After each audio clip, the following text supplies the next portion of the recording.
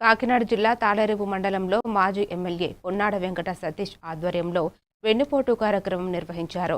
సంతపేట నుంచి చెరువుగట్టు సెంటర్ వరకు ప్రారంభమైన ఈ కార్యక్రమంలో పరిమితి సంఖ్యలో పార్టీ కార్యకర్తలు పాల్గొన్నారు.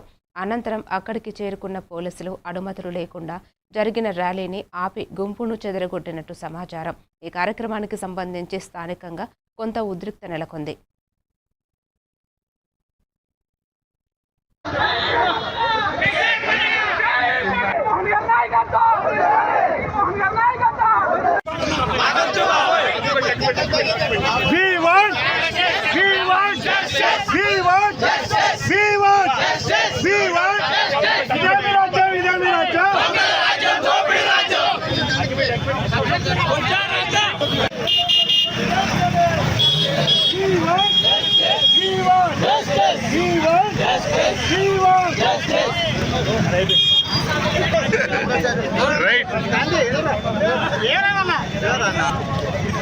ఎవడే అనుకున్నాడు అందరూ కెమెరాలే.